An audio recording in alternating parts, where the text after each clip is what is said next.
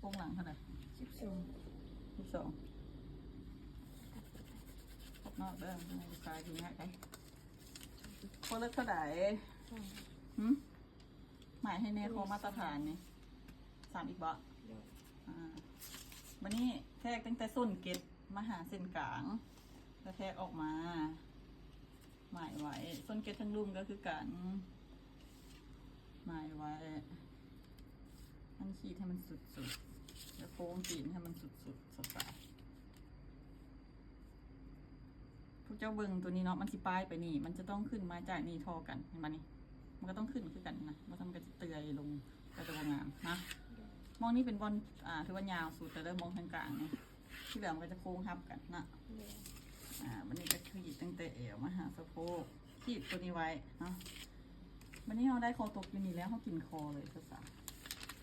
กินคอไว้ครึ่งน้อยเนาะครึ่งน้อยทั้งลุมข้างมาหอดมาสุดมีเกล็ดหลังก็พอแล้ววันนี้เรามาเบิ่งว่านะขนาดขอบของลูกค้าทันเท่าไหร่เนาะอันนี้คอตกเขาจะแทกขนาดขอบเข้าไปจากคอตกตามขนาดขอบของลูกค้าให้เอาตัวอย่างเท่าไหร่2เนาะเห็นปะแทกจากคอตกเข้าไป2แทกจากบอลนี้ออกไป2นะออกไป2นะพอไปนี่ผืนมันต้องมาคนนี้ที่เหลือมันขอบออกไปนอกนะวันนี้ฮันจะเดตัวนี้ออกไปขอบด้านนอกออกไป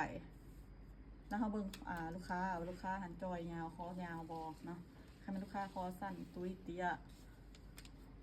แล้วมันเอาออกห่างๆจากคอมาตรฐานโดยแต่ว่าให้สาวๆเบิ่งว่าคันเขาขีดออกไปเท่าไหร่แล้วเวลามาพับขอบมานะมันจะออกไปอีกครึ่งนิ้วเนาะมันจะมีหอยพับกลับนะเนาะตัวอย่างว่าพับไปยังซีขึ้นมาเนาะเวลามันพับกลับนะมันก็จะเนื่องออกจากบนที่เฮาวันที่เฮาขีดไว้นะครึ่งนิ้วสาวๆจะได้เท่าไหร่แล้วมันเอาเข้ามาอีกครึ่งนิ้วเนาะตัวนี้เสียเท่าไหร่เข้าเบิ้งขอบของลูกค้าถ้าเป็นปักดิ้งมันจะโค้งกว่าได้สาวๆต้องใช้บรรทัดซื้อในการเต็มขอบอยู่ในผืนเสื้อแต่ว่าถ้าเป็นปักดิ้งมันโค้งให้เขากว่าได้ถ้าเป็นอันนั้นตัวซื้อเพื่อนเป็นตัวลายขวางแล้วมี3 เส้น2 เส้นนะมันจะขวางให้มันจะโค้งกล่อมให้เขากว่าได้แต่ว่าคันเป็นลายยาวแล้วมันจะเขาจะหยิบแล้วเขารีดโค้งได้รีดโค้งให้คอมันอ่อมได้นะแต่ว่าเขาก็จะพยตัวลายซื้อนะเขาก็พยายามรีดให้มันกรุบกรอบอะไรหยิบตัวนี้กับปิดตั้งเชิงมันน้อยนึงมันก็จะโค้งเข้าซอยน้อยนึงเขาก็ใส่บรรทัดส่วนบรรทัดโค้งนี่แหละครับช่วงค่อนข้างซื่อนิดนึงเนาะตัวนี้ถ้าเขาเอาตัวนี้มันจะเปิดออกอีกเท่านี้โอเคบอกถ้าต้องการอ่อมๆสาวๆถ้าต้องการพอดีเอาจำแล้วเวลาพับคอมันก็จะออกจากคอลูกค้าน้อยนึง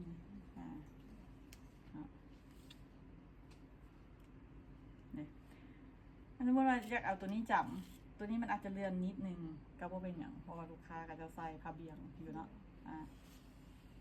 ขีดมาสิให้มันได้ขนาดคอที่ลูกค้าต้องการอยู่บนบาร์นี่ก็สำคัญคือกันเนาะขีดให้มันไปได้น้ำกันเนาะตัวนี้มันเลื่อนขึ้นมาน้อยนึงกระเบียดเดี่ยวพวกเป็นอย่างสาวถ้าแทกขนาดคอใหม่นะแทกแต่ละจุดเลยจุดนี้จะเฮ็ดให้คอมันกรอบเลยสาวขั้นสมมติว่าเขาสมมติว่ามันเป็นคอปักดิ้งอย่างนะเขาขีดมาข้อนี้ก่อนแล้วเขาจะปรับใบบรรทัดให้มันค่อนข้างซื่อเพราะว่าขอบมันจะโค้งให้เขาเนาะแต่ว่าก็ให้มันกรอบๆนิดนึงแหละเขาพยายามรีดให้มันกรอบโอ้ปักดิ้งเป็นเลยนี่ปักดิ้งหลวงพระบางอย่างเดียวเขาจะปักมาซื่อจุดแข็งจุดเลยนะวันนี้เขาก็ขีดคอมาโอ้อีกแล้วโอ้อีกแล้ววันนั้นจะเป็นเจ้าสาวใส่สเคปลาวมันขอปักดิ้งมือวันนี้เขาข้อหลังผู้ใดฮู้ว่าเขาต้องเอาอยู่ใส่ข้อหลังเส้นในหรือเส้นนอกเส้นในเส้นนอกผู้ใดในเมื่อกี้เส้นนอกวันนี้เขาเบิ้งบาร์ยืดเส้นซื้อตัวนี้เขาเบิ้งบาร์ตัวนี้ลงมาเขาใส่แล้วลงมาตามมันแล้วลงมาอีก 0.6 ถ้าเป็นคอคนที่แบบคนตุ้ยเตี้ยคนคอสั้นตัวยาวเมย์เจ้าสาวเขาจะต้องเอาลงมาอีกก่าย 0.6 อีกแล้วพยายามเอาคอตัวนี้ออกไปนอกนิดนึงให้มันต่ำๆอยู่นอกเพราะให้มันมาค้ำคอก็จะเนาะ ยังเป็นยังมาแล้วอยู่บ่ได้เลยตัดเสื้อฮันนี่ระบุมีโคเลยสิ ก็หาย อืมนี่เขาก็จะได้ขนาดคอตัวที่มันสูงขึ้นไปละ เลย อ่า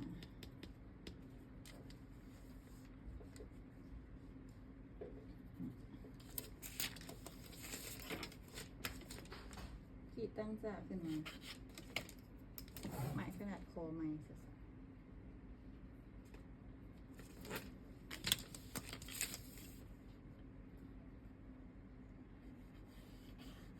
เส้นต่อมานะ